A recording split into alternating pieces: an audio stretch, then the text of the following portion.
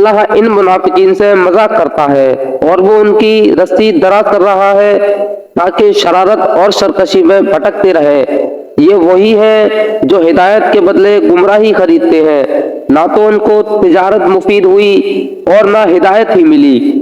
ان کی مثال تو اس شخص کی مانند ہے جس نے اندھیری رات میں آگ جلائی اور جب اس کے آس پاس چیزیں روشن ہو گئی تو اللہ نے ان کی روشنی سالب کر لی اور ان کو اندھیرے میں چھوڑ دیا۔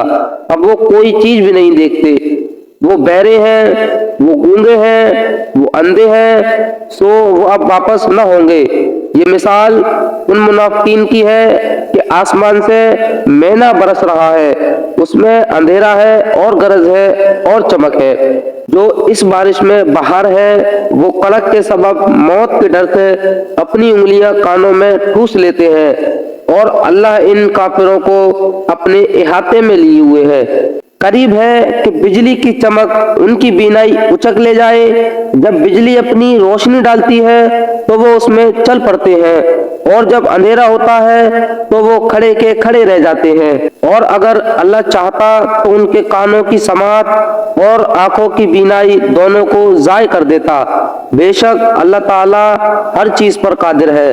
اے لوگو، تم اپنے رب کی عبادت کرو جس نے تم کو اور تم سے پہلے والوں کو پیدا کیا تاکہ تم متقی بن جاؤ، جس نے تمہارے لیے زمین کو فرش اور آسمان کو چھت بنایا اور آسمان سے پانی برسایا، پھر اس پانی کے ذریعے سے تمہاری غذا پھل پیدا کیا، تو تم اللہ کے ہمسر نہ بناؤ، اور تم جانتے بوجھتے بھی ایسا کرتے ہو۔ اور اگر تم اس کتاب میں شک کرتے ہو جو ہم نے اپنے بندے پر اتاری ہے تو تم ایسی ہی صورت بنا لاؤ اور اپنے حمایتیوں کو بلا لو جو اللہ کے سوا ہوں اگر تم سچے ہو۔ پھر اگر تم نہ کر سکو اور ہرگز نہ کر سکو گے تو اس آگ سے ڈرو جس کا ایندھن آدمی اور پتھر ہے، وہ کافروں کے لیے تیار ہے۔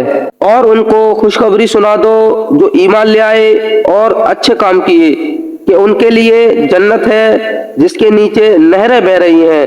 جب پھل کھانے کے لیے دیا جائے گا تو وہ بول اٹھیں گے، یہ تو وہی ہے جو اس سے پہلے ہم کو مل چکا ہے، اور واقعی ان کو وہی دیا جائے گا جو اس سے ملتا جلتا ہوگا۔ اور ان کے لیے اس میں بیویاں ہوں گی جو پاکیزہ ہوں گی، اور وہ ہمیشہ جنت میں رہیں گی۔ اللہ نہیں شرماتا اس بات سے کہ وہ کوئی مثال بیان کرے، مچھر کی یا اس سے بھی بڑھ کر کسی اور چیز کی۔ سو جو ایمان لا چکے ہیں وہ تو یہی یقین کریں گے کہ وہ مثال یقیناً حق ہے، اور جو لوگ کافر ہیں یہی کہتے رہیں گے کہ اللہ کا اس مثال سے مطلب کیا تھا۔ اس سے وہ بہت سو کو گمراہ کرتا ہے اور بہت سو کو راہ دکھاتا ہے، اور اس سے تو وہ بدکاروں ہی کو گمراہ کرتا ہے جو اللہ سے اپنے وعدے کو اس کے استحکام کے بعد توڑ دیتے ہیں، اور جس چیز کو اللہ نے حکم دیا تھا کہ جوڑے رکھنا اس کو تو وہ کاٹ دیتے ہیں اور زمین میں فساد کرتے ہیں۔